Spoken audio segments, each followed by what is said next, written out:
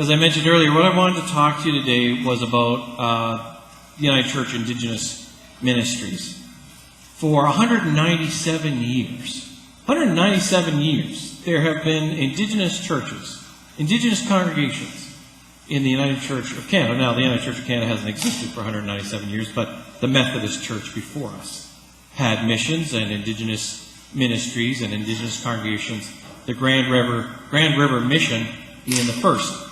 Now, what is always surprises me is that I often think, and I think we often think about the reconciliation movement as something that the Christian church, Mayfair United Church, we are on a journey with people outside of the church, with Indigenous folks that we know who are not Christian. But I wanted to talk today just a bit about how, in fact, we have many Indigenous members in our own ministries here in the United Church of Canada. And I just put up some interesting photos from Bella Bella.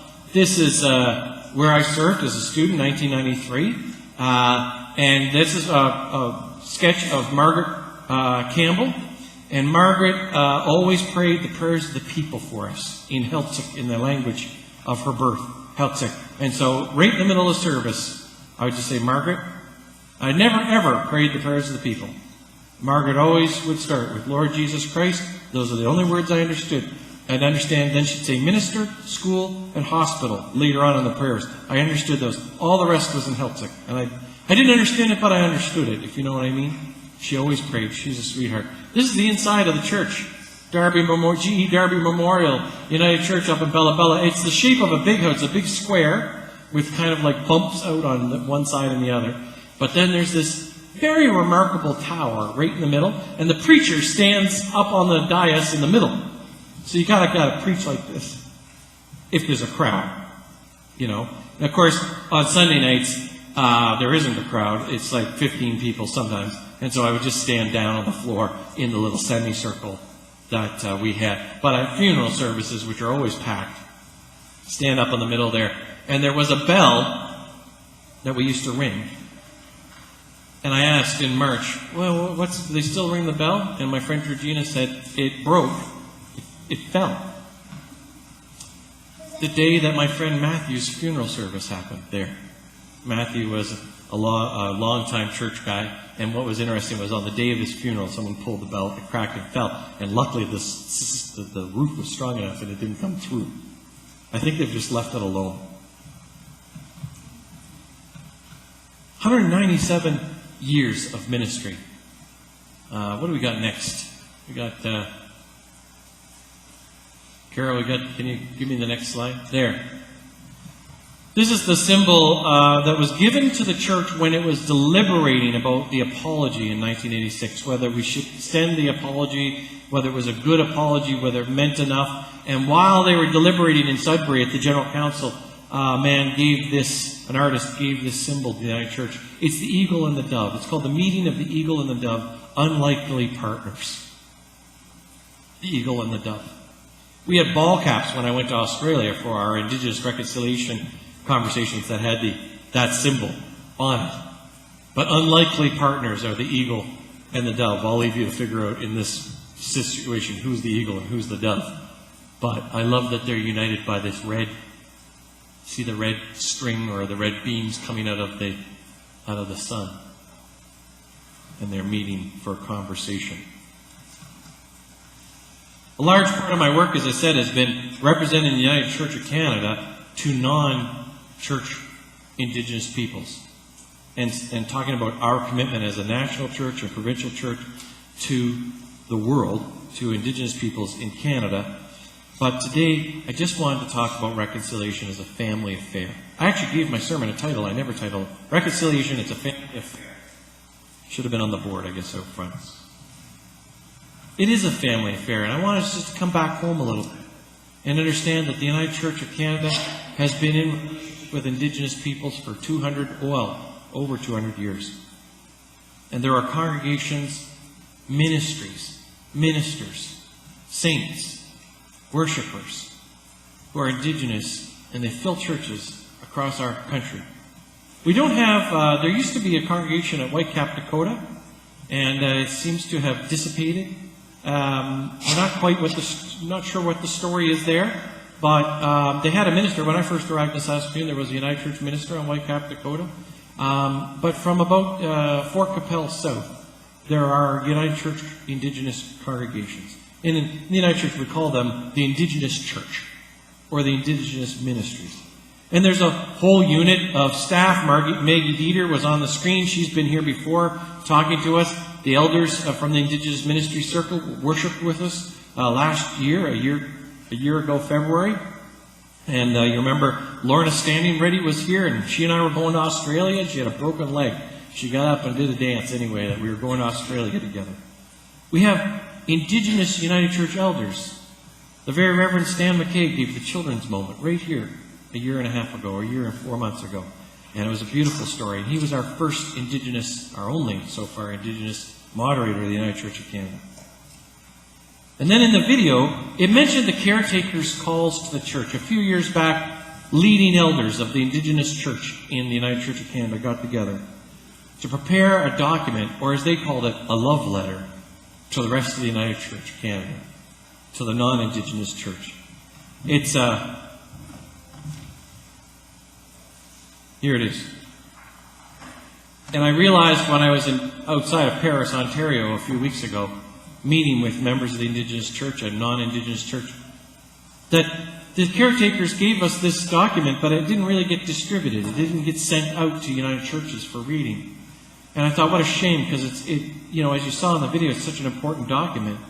It's the elders of our church, the Indigenous church, speaking to us and saying, here's what we need to move forward. And they say it with love and with real certainty. And so I printed a bunch of these, and they're on the music stand for you. As well as the United Church Apologies, I've printed a bunch of copies of the 86 and 98 Apology and the response from the Indigenous Church. So you can grab these, if there's not enough, just come to me and we'll photocopy some more. But this caretaker's call to the church is really worth a read. Because one thing they help remember, for me, was all the ministry that's happened before. And in the call to the church, they say this. We remember Keewatin Presbytery as the first Indigenous presbytery in the United Church of Canada.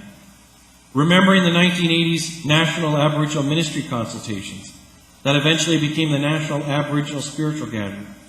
Remembering Keewatin Presbytery, 1982. Remembering the establishment in 1982 of the National Native Ministries Council of the United Church of Canada and the Reverend Stan McKay Jr. as the first coordinator. Remembering all the local work that led to the formation of all tribes, plains, and Great Lakes presbyteries that were the basis of the All-Native Circle Conference.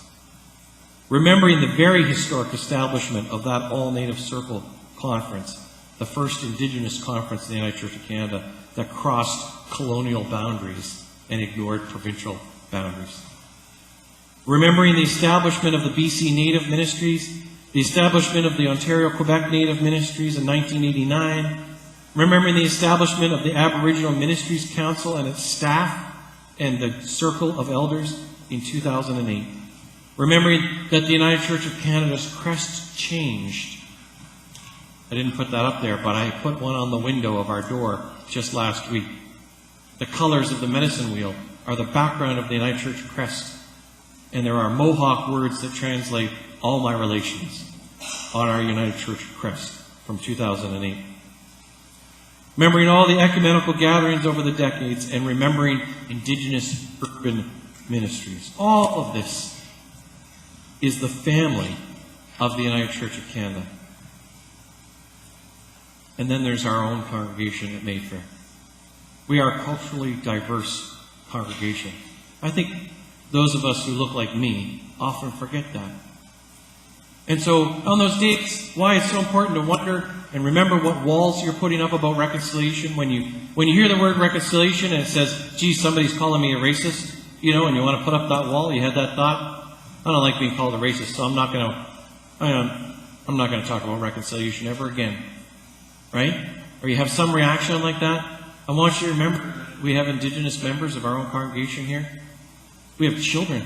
I can list 9 right now, Indigenous children who are members of this congregation that come regularly we look into their eyes. So when some of us have that reaction, we just don't want to listen anymore about reconciliation, I want you to think about saying that to those kids. I want us to think about this being a family affair. Because families, they're messy.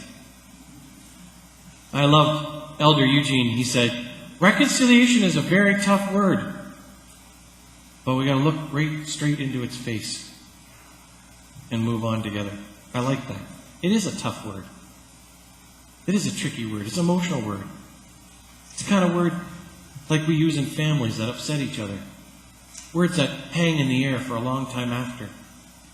Words that can create brokenness and then can create wholeness. Which brings me to Jacob. Jacob was really mixed up in a family affair, as you know. I could preach on Jacob every Sunday. He had stolen the birthright from Esau, and he'd been on the run his whole adult life, and he had amassed wealth through his trickery. He had amassed wealth, and Margaret read all the wealth, the donkeys and the camels and the milch cows and all this stuff. It's all listed. And he's going towards Esau's land, and he knows Esau's getting ready, and he's heard this. Esau's got all these warriors, and he's terrified. So Jacob, being Jacob, gets wise, and he splits his troops, his company into two, and he sends gifts over to Esau to appease Esau, to say, your brother's coming, but he's coming in peace. It's a peace offering. He sent across the river. And he ends up all by himself one night. That famous story. And in the tension of his life, he has a dream. Oh, we know what those dreams are like when we're tense and we go to sleep tense. Those dreams can be pretty wild. Well, Jacob had a doozy. He wrestled with a night visitor, a stranger, all night long. We say it was God. We say it was Esau. We say it was an angel. We're not sure. But there was something holy about that dream. And what I thought this week was this. I think Jacob had that dream because he was scared, but also because deep inside he knew there was something better, something right, something whole coming in his direction. I think he had an urge towards family that he'd never had before. I think shalom, God's wholeness, was erupting inside of Jacob, trickster that he was. And that dream was when he gave it the one final test and the one final wrestling. And he came out blessed. Can you walk when your hip has been put out of its socket? Never thought of this. I always imagined Jacob beating Esau on his feet. I think that's what it says in Scripture, but maybe he was carried to Esau after the hip injury. But he was blessed. And it ends well. Goes across the river, and he and Esau embrace. They embrace, and they kiss, and they weep on each other's necks, and they become brothers once again. I want us to hold that image. I want us to hold that image in our hearts this week and this month of Reconciliation, Saskatoon.